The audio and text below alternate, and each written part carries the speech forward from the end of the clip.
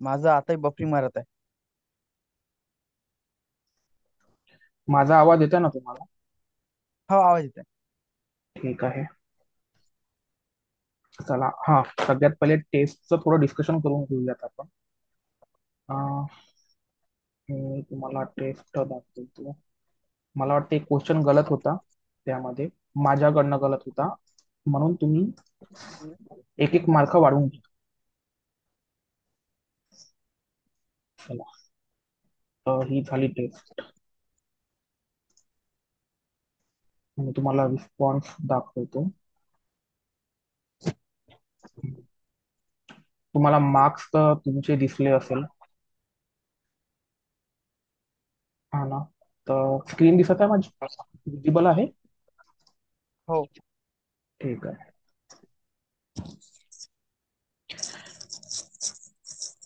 तर सोनाली इथे 3 out of 36, पण हे 4 आहे, कारण की मी सांगितलं एक क्वेश्चन मला वाटतं की चुकला आहे.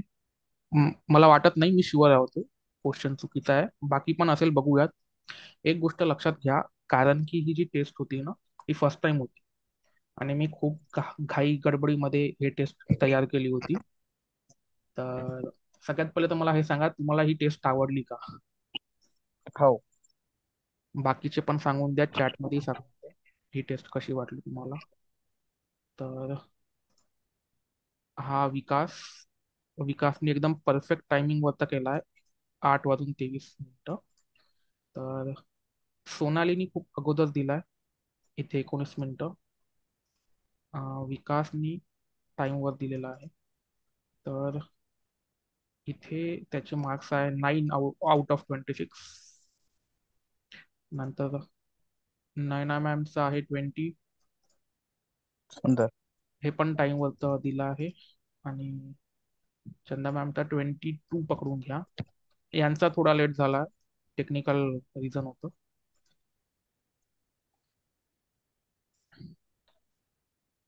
तर आपण एकदा समरी बघून घेऊया त्याची. तर हे समरी आहे. सगळ्यात पहिले हे जे क्वेश्चन्स आहे ना, फ्रिक्वेंटली मिस्ड क्वेश्चन्स, म्हणजे ज्यांनी हार्ड क्वेश्चन असेल तुमच्यासाठी, की म्हणजे खूप जणांनी इनकरेक्ट दिले आहे, तर ते हे क्वेश्चन्स आहेत. तर सगळ्यात पहिले तर हा क्वेश्चन माझ्याकडनंच गलत होता. हा क्वेश्चन बघून घेऊयात. Section 12 of BNS 2023 deals with limit of solitary confinement, हे सगळ्यांनी बरोबर दिला आहे, 100%. चौघांनी बरोबर दिला, पण याचा आन्सर गलतीने मी सॉलिटरी कन्फाइनमेंट करून दिलं होतं. तर म्हणून म्हटलं सगळ्यांनी एक एक मार्क्स वाढवून घ्या.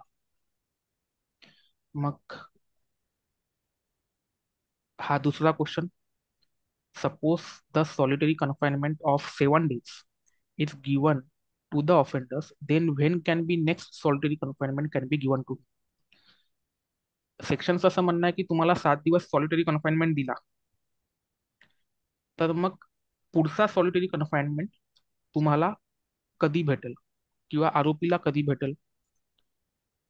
तर हा तो सेक्शन आहे, हा तो सेक्शन आहे, क्वेश्चन आहे. यामध्ये फक्त एकाच जणाने बरोबर दिला आहे.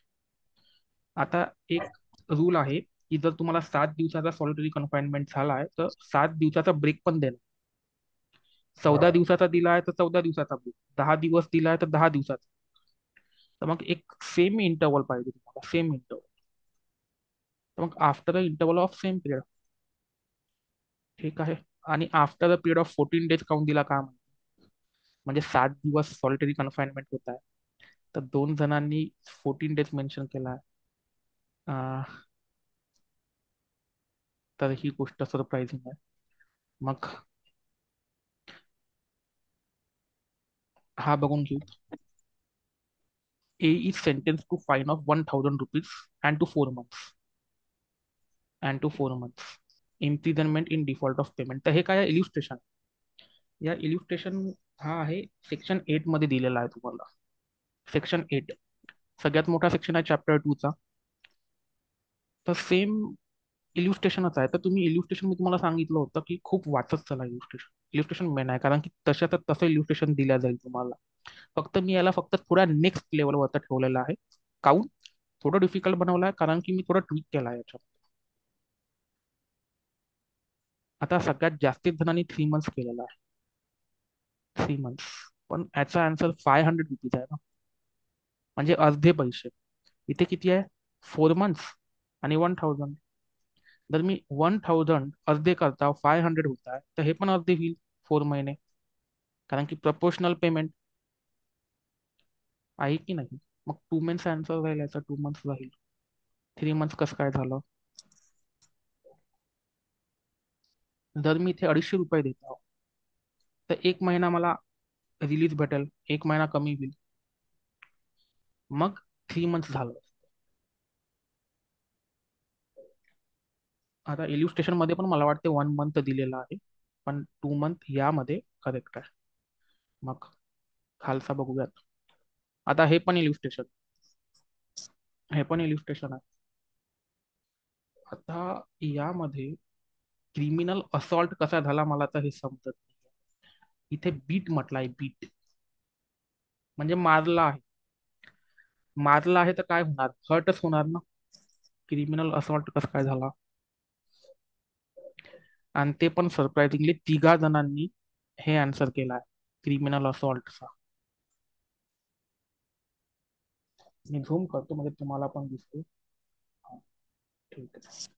आता चांगल्याने दिसत असेल. तर हे बघा, इथे बीटिंग आहे आणि हे एक्झॅक्टली इल्युस्ट्रेशन मधून घेतलं आहे. एक्झॅक्टली. स्टील यामध्ये गलती आहे, एकच करेक्ट आन्सर आहे. हे सरप्राइझिंग गोष्ट आहे अजून एक. मग when it comes to provision of commutation of sentence, who is appropriate government. आता हे पण खूप सरप्राइझिंग आहे. तर अप्रोप्रिएट गव्हर्नमेंट म्हणजे सेंट्रल गव्हर्नमेंट पण येते, स्टेट गव्हर्नमेंट पण येते. तर मग बोथ द गव्हर्नमेंट हे करेक्ट आहे वाटतं. 3 जणांनी हे करेक्टच दिलेलं आहे. ठीक आहे. मला वाटते वरून जाऊन मला चेक करावं लागेल. हा. परत हा एक क्वेश्चन बघा. Imprisonment which the court imposes in default of community service, हे कोणीच करेक्ट नाही दिलं आहे. तर हे आपण बघून घेऊयात. त्याचं करेक्ट आन्सर होतं may be any of above two which offender might have been sentence for the offence. जर तुम्ही कम्युनिटी सर्व्हिस नाही करत आहे, तुम्हाला शिक्षा भेटली कम्युनिटी सर्व्हिसची, आणि तुम्ही कम्युनिटी सर्व्हिस देत नाही आहे, तुम्ही डिफॉल्ट करत आहे, तर कोणती पनिशमेंट होईल? सिम्पल पण होऊ शकते, रिगरस पण होऊ शकते. तर 2 जणांनी रिगरस केला आहे, 2 जणांनी सिम्पल केला आहे. तर हे तर कोर्टची मर्जी आहे ना. हे आपण पाहिलं होतं. हे तुम्हाला भेटून जाईल सेक्शन 8 सबसेक्शन 4 मध्ये. सेक्शन 8 सबसेक्शन 4 मध्ये. आता मी तुम्हाला नेक्स्ट सेक्शन जो आहे तो दाखवतो. आता यामध्ये तरी ठीक आहे, सिंपल इम्प्रिझनमेंट, कारण की फाईन ओनली म्हटलं आहे. फाईन ओनली यामध्ये म्हटलं आहे का? नाही म्हटलं आहे ना. कम्युनिटी सर्व्हिस ओनली म्हटलं असतं ना, तर मग सिंपल झालं. तर मग सिंपल झालं असतं. हे लक्षात आलं? हे इम्पॉर्टंट होतं. आता यामध्ये बघा, is the offence punishable with fine only, यामध्ये पण एकच जणांनी बरोबर दिला आहे. यामध्ये सिंपल इम्प्रिझनमेंट व्हायला पाहिजे होती, कारण की फक्त फाईनचा गुन्हा केला. आता तुम्ही सांगा, तुम्ही फक्त फाईन नाही दिली, तर तुम्हाला सश्रम कारावास कसा दिली? एका जणांनी रिगरस इम्प्रिझनमेंट दिलं. जर तुम्ही फक्त फाईन नाही देताय, तुम्हाला इम्प्रिझनमेंट रिगरस कशी भेटणार? हा मोठा गुन्हा आहे का? एवढा पण नाही आहे, सिंपल आहे. तर सिंपल आहे का ऑप्शन मध्ये? नाही आहे. मग नन ऑफ द अबाउट झाला असतं. अजून हा कोणता सेक्शन आहे? Section 8 subsection 5. Section 8 subsection 5. बरं, हा ठीक होता. हा खूप जणांनी बरोबर दिला, 3 जणांनी. अजून हे पण ठीक आहे, 2 जणांनी बरोबर दिला. हा क्वेश्चन आहे, which of the following punishment is not included in BNS and IPC. एवढा सोपा क्वेश्चन आहे, एवढा सोपा क्वेश्चन आहे. आता बीएनएस मध्ये पण ही पनिशमेंट नाही आहे, आयपीसी मध्ये पण. सॉलिटरी कन्फाइनमेंट नाही आहे का? सेक्शन 12 आहे, सेक्शन 11 आहे. रिगरस इम्प्रिझन ठीक आहे. सिंपल इम्प्रिझनमेंट तर हे तर खूपच अतिशयोक्ती झालं. कोणी केला काय माहिती. पण याचं बरोबर हे आहे, ट्रान्सपोर्टेशन ऑफ काळ्या पाण्याची सजा आयपीसी मध्ये पण नाही आहे, बीएनएस मध्ये पण नाही. आयपीसी मधून रिमूव्ह केली, बीएनएस मध्ये तर आहेच नाही. मग हे ठीक आहे, सगळ्यांनी करेक्ट केला, ठीक आहे, हे बढिया, excellent. Rarest of rare case Bachan Singh versus state of Punjab. हे पण ठीक आहे, 20 इयर्स सगळ्यांनी बरोबर दिला. हे पण ठीक आहे. मग अच्छा, याच्यामध्ये तुम्ही कन्फ्युज झाले. मी याच्यामध्ये एवढंच विचारलं की maximum period of solitary confinement काय आहे. 3 मंथ्स आहे, 14 डेज काउंट नाही होणार. 14 डेज काउंट नाही होणार. मी एकदम मॅक्झिमम विचारला, एकदम मॅक्झिमम. आता हा सेक्शन 12 मध्ये आहे. तर हे काय सांगते, 14 डेज केव्हा राहील, कंटिन्युअस राहील, कंटिन्युअस विदाऊट एनी ब्रेक. पण इथे क्वेश्चन मध्ये असं आहे का मेन्शन? नाही आहे, कुठंच नाही आहे. सिम्पल विचारला की मॅक्झिमम पिरियड किती आहे, तर 3 मंथ्स. सेक्शन 11. मग in accordance with which section government can commute punishment of the offender. Section विचारला ज्यामध्ये गव्हर्नमेंट पनिशमेंट कम्यूट करू शकते, कम्यूट करू शकते. सेक्शन 474 BNS, कारण की मी अकॉर्डन्स विचारला आहे, कशाप्रमाणे. डील नाही म्हटलं आहे, म्हणून इथे पण मला वाटते 50-50 झाला आहे. कुणी सेक्शन 5 म्हटलं आहे, कुणी सेक्शन 474. तर सेक्शन 474 ऑफ BNSS करेक्ट आहे. आता इथे थोडी गलती केली मी. विचारायला पाहिजे होतं की इथं क्वेश्चन मध्ये बीएनएस टाकायला पाहिजे होतं. पण ठीक आहे, सेक्शन 474 करेक्ट आहे. सेक्शन 5 तुम्ही चांगल्याने वाचा, सेक्शन 5 मध्ये 474 मेन्शन केलेला आहे.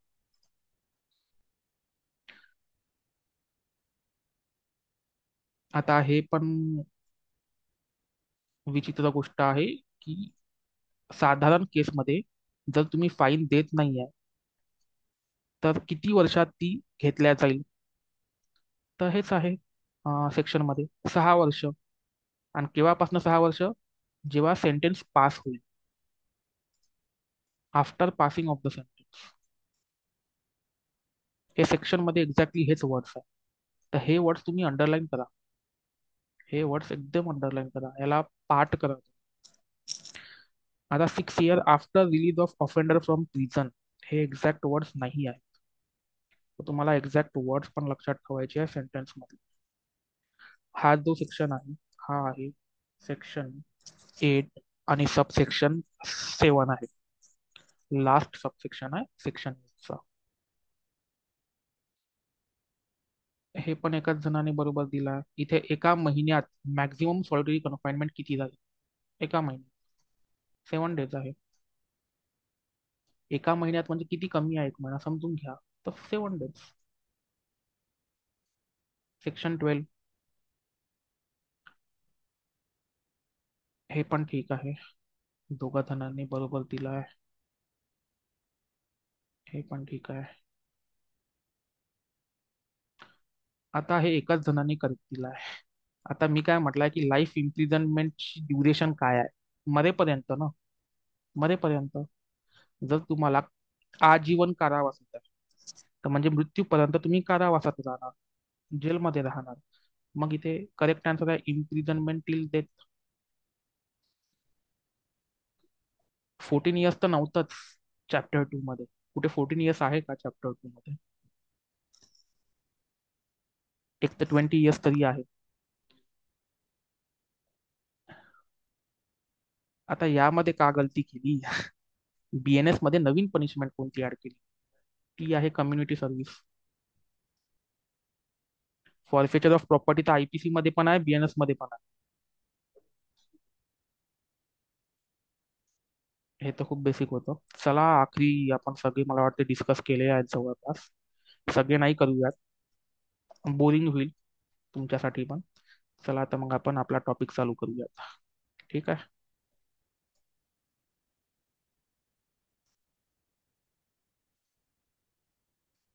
वापस आपला व्हाईट बोर्ड. एक मिनिट.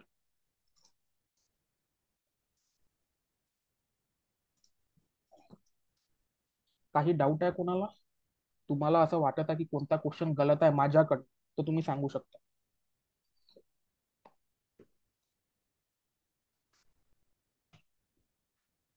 आणि जर तुम्हाला इथे नाही सांगायचं तुम्ही स्क्रीनशॉट काढा आणि तुम्ही मला सेंड करा किंवा ग्रुपमध्ये सेंड करा, आपण त्यावर डिस्कशन करूयात. ठीक आहे. चला आता जज. तर आपण सगळ्यात पहिले जज ही डेफिनेशन आहे ती डिस्कस करूया. तर सगळ्यात पहिले जज यांनी या जजची डिफिनेशन देण्यामध्ये प्रयत्न काय केला. यांचा प्रयत्न असाच होता की जजची एक एक्झॉस्टिव्ह डेफिनेशन द्यायची. एक्झॉस्टिव्ह म्हणजे काय, एक परिपूर्ण डेफिनेशन यांना द्यायची होती, परिपूर्ण. तर मग त्याला काय करायचं होतं, जे कोर्टामध्ये जज आहे बसलेले, फक्त तेच जज आहे असं म्हणता नाही येणार. ते तर आहेच, ते तर आहेच कोर्टामधले जज. पण समजून घ्या, एखादा कलेक्टर आहे किंवा तहसीलदार आहे किंवा एफडीओ आहे, त्यांचे पण काय राहतात, कोर्ट राहतात. ते पण जज राहतात कधी कधी. ते पण मॅटर्स ऐकतात. रेव्हेन्यू मॅटर्स झाले ते ऐकतात. तर त्यांना पण जज बनवायचं होतं एकतर. आणि थर्ड, समजून घ्या एखादा ग्रामपंचायत मधला मेंबर आहे किंवा सरपंच पण आहे, जर त्यांनी पण कोणता फैसला दिला तर त्यांना पण जज बनवायचं होतं त्यांना. म्हणजे एक परिपूर्ण डेफिनेशन द्यायची होती. मग आता बऱ्याच ठिकाणी काय होते की सिंगल जज बेंच शिवाय सिंगल जज बेंच शिवाय कॉन्स्टिट्यूशन जज बेंच राहते, कॉन्स्टिट्युशनल, ज्यामध्ये पाच किंवा पाच पेक्षा अधिक जजेस बसून राहते. तर मग अशा केसमध्ये ज्यामध्ये जास्त जज, एक पेक्षा जास्त जज आहे, तर त्यांना पण तो जो एक व्यक्ती पण असेल ना त्याला पण जज म्हणावं लागेल. जर बॉडी ऑफ जजेस आहे, ही काय बॉडी आहे, चार पाच जज आहे. परत डिव्हिजन बेंच आहे, डिव्हिजन म्हणजे दोन जज जिथे राहतात, तर त्यांना पण सेपरेटली जज म्हटल्या जाणार, ते पण डेफिनेशन मध्ये फॉलो होणार. तर यांना हे सगळे ऍड करायचं होतं या जजच्या डेफिनेशन मध्ये. तर मग आपण ऍक्च्युअल मध्ये डेफिनेशन बघूया त्यांची. मी सांगितलं होतं तुम्हाला हे टू आहे बीएनएसचा, बीएनएसचा बीएनएसचा, आणि ही आपली आहे आयपीसी डेफिनेशन, आयपीसी. तर सगळ्यात सिम्प्लिफाय करून आलेली आहे आपल्याजवळ डेफिनेशन बीएनएस मध्ये, आणि खूप डिटेलमध्ये डेफिनेशन ही अशी आहे. तर जजचं म्हणणं काय आहे की जज म्हणजे असा व्यक्ती जो की ऑफिशियली डेसिग्नेट केला गेलेला आहे. म्हणजे आपण एक्झाम दिली, गव्हर्नमेंटनं आपल्याला अपॉइंट केलं किंवा स्वतः हायकोर्टने आपल्याला अपॉइंट केलं, तर त्याला काय म्हणूयात आपण, ऑफिशियली डेसिग्नेटेड ॲज अ जज. आपल्याला अपॉइंटमेंट लेटर आलं तर आपण काय झालो, ऑफिशियली डिझिग्नेट झालो. आणि आता हे मेन, आणि इन्क्लूड सपोज. मग पॅरा 1 आहे आपल्या जो, पॅरा 2 आहे, who is empowered by law, ज्याला लॉ स्वतः पावते, to give in any legal proceeding, मग ते फौजदारी असो किंवा सिव्हिल असो, अ डेफिनेटिव्ह जजमेंट. अ डेफिनेटिव्ह म्हणजे काय इथे, तर डेफिनेटिव्हचं मिनिंग आहे निर्णायक, निर्णायक, निर्णायक, ज्याच्यामध्ये कमतरता काहीच नाही आहे, ते प्रॉपर जजमेंट आहे. Or a judgment which if not appeal against. इथे काय म्हटलंय, जर त्या जजमेंटची आपण अपील नाही करता तरी पण तो काय राहील, डेफिनेटिव्ह राहील. Or a judgment which if confirm by some other authority, किंवा त्याला दुसऱ्या अथॉरिटीने काय केलाय, कन्फर्म केला आहे तरी सुद्धा ते काय राहील, डेफिनेटिव्ह राहील. तर अशा सगळ्या केसेसमध्ये त्याला पण आपण जज म्हणणार असं त्यांचं म्हणणं आहे. हा झाला पॅरा 1, हा झाला पॅरा 1. तर पॅरा 1 कशाबद्दल आहे, empowered by law, empowered by law. तर याला तुम्ही अंडरलाईन करा, एम्पावर्ड बाय. आता होऊ शकते मेन्स मध्ये तुम्हाला टाइम नाही आहे हे लिहिण्यासाठी, तर तुम्ही फक्त एम्पावर्ड बाय लॉ करू शकता. कधी कधी होतं ना, टाइम नाही राहत, तर एम्पावर्ड बाय लॉ. किंवा para 2, who is one of a body or person. याच्यामध्ये काय म्हटलं, मी तुम्हाला सांगितलं होतं की जेव्हा कोणत्या पण कोर्टामध्ये एक पेक्षा जास्त जजेस राहणार, तशा कंडिशन मध्ये काय, की तो प्रत्येक व्यक्ती जो वन, तो पण जज राहणार, ते पण या डेफिनेशन मध्ये येणार. One of body or person, which body of person is empowered by, याच्यामध्ये पण एम्पावर्ड बाय लॉ आला to give such a judgment. आता एम्पावर्ड लॉ हे तर कॉमनच आहे पॅरा वन पॅरा, पण जो सेकंड आहे त्याच्यामध्ये बॉडी आहे, body plus empowered by law. ठीक आहे, तर हे पण सेक्शन 19 आयपीसीची ते पण सेमच आहे, तुम्ही जर वाचाल सेम. आता काय सेम नाहीये, तर मी तुम्हाला सांगितलं होतं इल्युस्ट्रेशन. जे बीएनएस आहे त्याच्यामध्ये फक्त एकच इल्युस्ट्रेशन आहे, आणि यामध्ये 4 इल्युस्ट्रेशन. आणि या 4 इल्युस्ट्रेशन मध्ये सगळ्यात आखरीची इल्युस्ट्रेशन आहे डी, इल्युस्ट्रेशन डी, ते खूप यायची. कारण की त्याच्यामध्ये काय सांगितलं होतं की जज कोण नाही आहे, तर त्यामध्ये सांगितलं होतं की मॅजिस्ट्रेट, असा मॅजिस्ट्रेट त्याच्यामध्ये फक्त कमिटल करण्याची पॉवर आहे, फक्त कमिट करू शकतो तो, फक्त कमिट, तर तो जज नाही आहे. कमिटल म्हणजे काय, आय होप तुम्हाला माहिती आहे. कमिट म्हणजे वरच्या कोर्टाला तुम्ही देणे किंवा केस पाठवणे, त्याला आपण कमिटल म्हणतो. कारण की मॅजिस्ट्रेट जवळ पॉवर नाही राहत पनिशमेंट द्यायची, किंवा ते ट्रायबल बाय मॅजिस्ट्रेट नाहीये म्हणून ते वरच्या कोर्टाला पाठवते, त्याला आपण कमिटल म्हणतो इन शॉर्ट.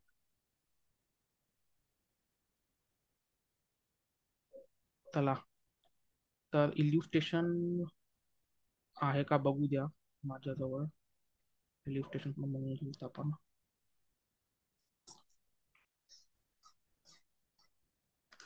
मला आयपीसी खोलावं लागेल, कारण की आयपीसी मध्ये जर तुम्हाला इल्युस्ट्रेशन वाचायचे तुम्ही आयपीसी मध्ये बघा, बीएनएस बघू नका. एक मिनिट, मी आयपीसी बॅरॅक खोलत आहो. तुमच्याजवळ असेल तर तुम्ही खोलू शकता.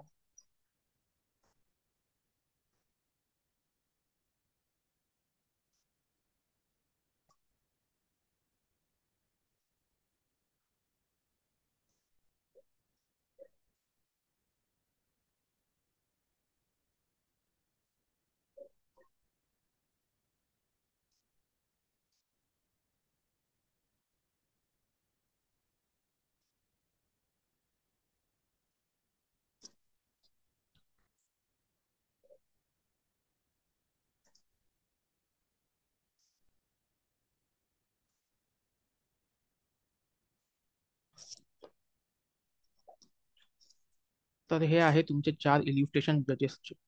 पहिला काय म्हटलाय, कलेक्टर बघितला इथं, exercising jurisdiction in a suit under article 10 of 1850, under act आहे, sorry, act 10 of 1859 is a जज. तर यामध्ये म्हटलं आहे की कलेक्टर जर तो ज्युरिस्डिक्शन म्हणजे त्याच्या ज्युरिस्डिक्शन मध्ये तो जर काय करताय, खटले चालवत आहे, तर तो पण जज असतो. आणि त्यात आपण म्हणतो पण डीएम, डिस्ट्रिक्ट मॅजिस्ट्रेट, कलेक्टरला. मग नंतर बी, यामध्ये म्हटलं आहे magistrate exercising jurisdiction in respect of a charge on which he has power to sentence a fine or imprisonment with or without appear is a जज.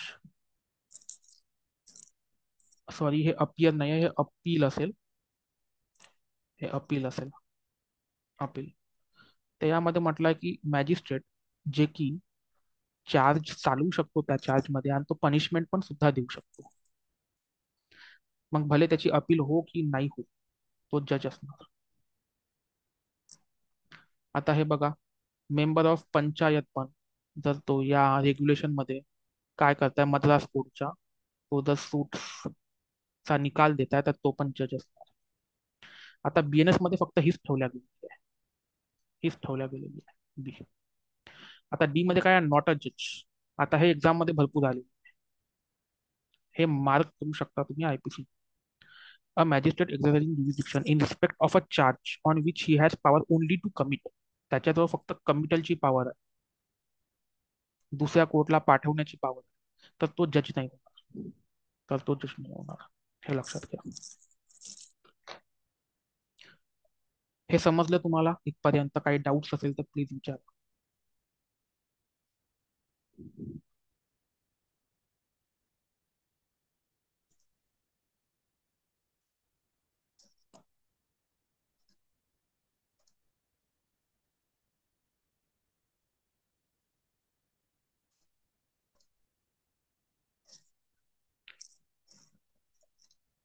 ठीक आहे. चला मग आपण नवीन चालू करूयात सेक्शन. तो आहे सेक्शन 15. सेक्शन 15 ऍक्ट ऑफ जज. ऍक्ट ऑफ जज. तर जजची तर डेफिनेशन आपण बघितली आहे काय आहे. यामध्ये काय म्हटलं आहे, nothing is an offence, nothing is an offence which is done by a जज. असं काहीच ऑफेन्स नाही आहे जे की जजनं केलेलं आहे जेव्हा तो ज्युडिशियली ऍक्ट करत होता. जेव्हा तो ज्युडिशियली ऍक्ट करत होता in exercise of any power which is and which in good faith. Good फेथची डेफिनेशन अगेन 211 लक्षात ठेवा, एक्झाम मध्ये येऊ शकते. 211 good faith he believes to be given to him by law. तर यामध्ये पण एक फॅक्टर कॉमन आहे जी की 14 आणि 17 मध्ये पण होती. 14 आणि 17 मध्ये पण होती, ती आहे गुड फेथ. जर एखादा जज एखादा जज एखादा जज जर ज्युडिशियली ऍक्ट करत आहे, ज्युडिशियली ऍक्ट करत आहे आणि गुड फेथ मध्ये करत आहे, गुड फेथ मध्ये करत आहे, हे इम्पॉर्टंट आहे. गुड फेथ, गुड फेथ सगळ्या याच्यामध्ये चॅप्टर 2 मध्ये किंवा चॅप्टर 3 मध्ये, सॉरी, चॅप्टर 3 मध्ये कॉमन एलिमेंट आहे गुड फेथ. तर अशामध्ये त्याला सेक्शन 15चं प्रोटेक्शन भेटणार. सेक्शन 15चं प्रोटेक्शन भेटणार.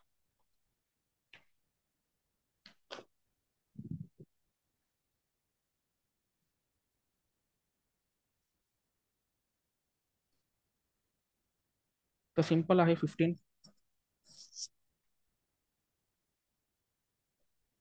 आता जजसाठी नाही का, फक्त आपल्याजवळ फक्त 15 आणि 16च नाही आहे, किंवा आयपीसीचा म्हणा 77 आणि 78च नाही आहे.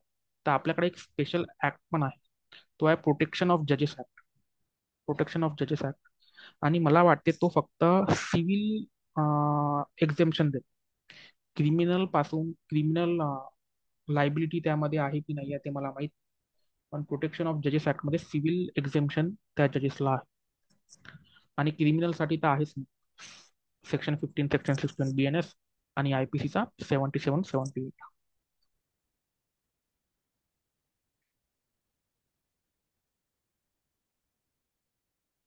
सेक्शन 15 मध्ये इल्युस्ट्रेशन नाही आहे ना.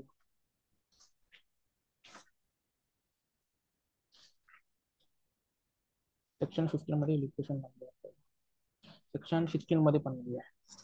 तर दोन्ही याच्यामध्ये इल्युस्ट्रेशन नाही आहे, दोन्ही सोपे सोपे आहे. तर हे आहे act done पर्सुअंट to judgement or order of court. आता याच्यामध्ये जज नाही आहे, जजच्या म्हणण्यावरून ज्या पर्सननी केला आहे, किंवा आपण काय म्हणू, officer of court, officer of court.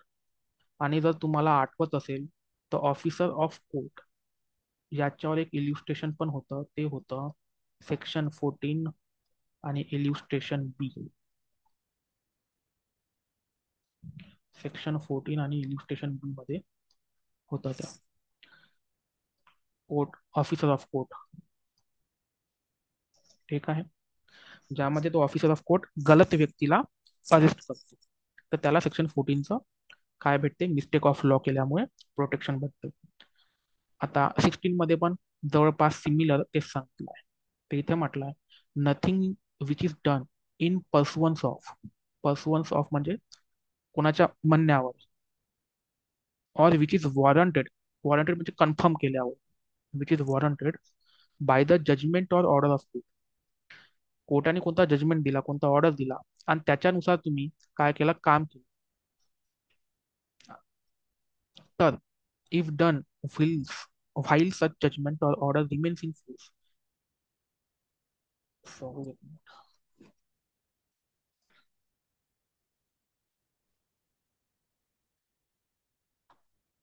हा. इथं काय म्हटलं, इज अन ऑफेन्स.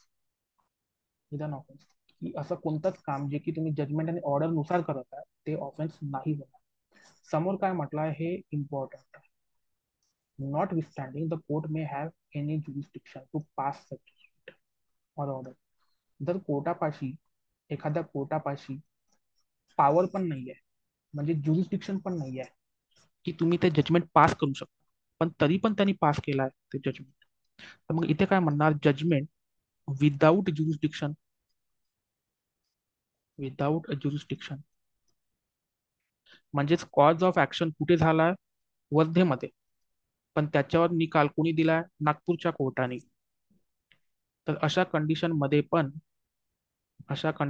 पण तुम्हाला सेक्शन 16चं प्रोटेक्शन भेटणार. तुम्हाला इन द सेन्स हे ऑफिसर ऑफ द कोर्ट किंवा ज्यांनी पण काम केलं जजमेंट किंवा ऑर्डरनुसार, provided the person doing act in good faith. मी तर सांगितलं तुम्हाला गुड फेथ सगळीकडे कॉमन आहे. मग ऑफिसर ऑफ द कोर्टनी पण सुद्धा गुड फेथ मध्ये काम करायला पाहिजे.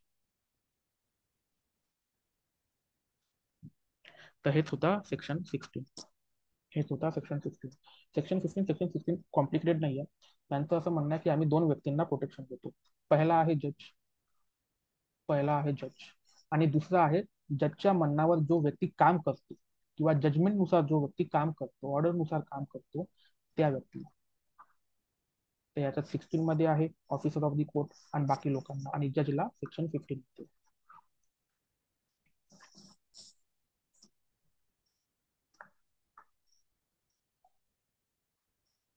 IPC मध्ये काहीच आणि BNS मध्ये या सेक्शन मध्ये काहीच, ते मात्र काहीच चेंज नाही. तर मग आपण हे जे ऍक्सिडेंट आहे ते बघून घेऊ थोडा, जेवढा होते तेवढा. टाइम आहे का नाही मला माहित नाही. टाइम दाखवत पण नाही आहे का होतं.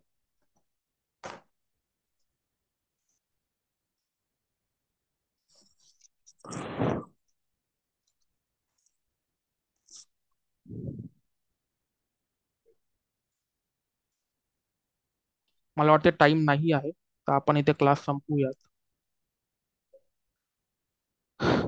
चला ठीक आहे. काही डाऊट आहे तर विचारू शकता तुम्ही.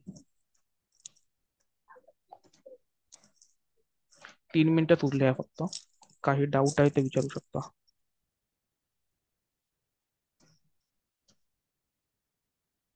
काही सांगायचं तर सांगू पण शकता तुम्ही.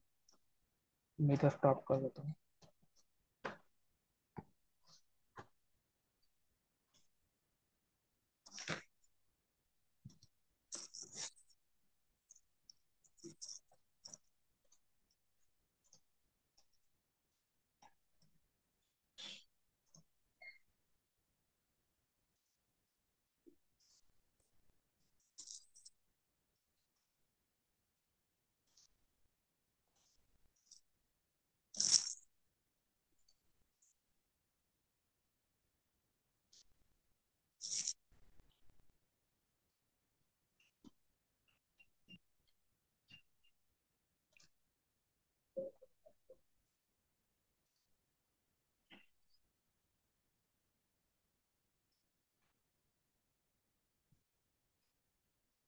चंदा मॅम तुम्ही आहे ना इथे?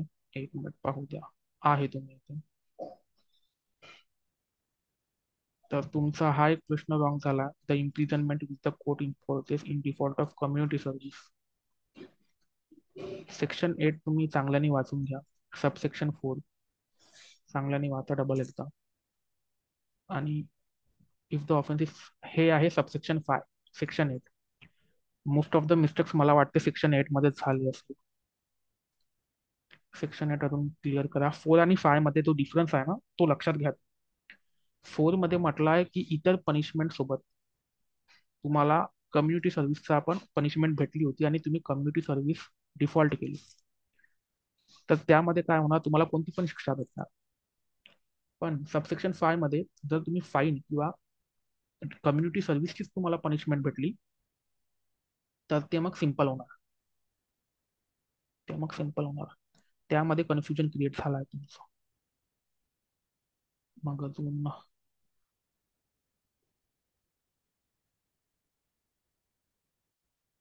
अच्छा हे question. In general cases the fine which remains unpaid can be levied in what period. तर हे ते एकदम सेक्शन बेस होता. सबसेक्शन 7 ते पण वाचून घ्या तुम्ही. 6 इयर्स हे आहे. 6 years after passing of sentence. 6 years after passing of sentence.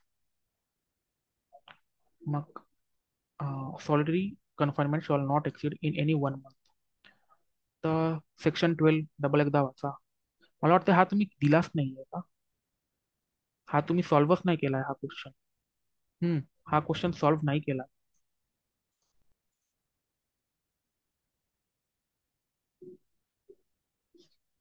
ठीक आहे.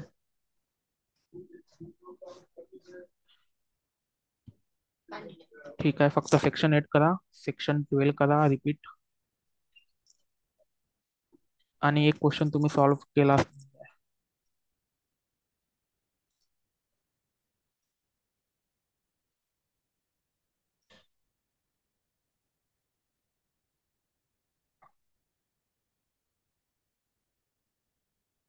9 ना मॅम, सेक्शन 11 प्रॉपरली करून घ्या. Section 12, limits of solitary confine.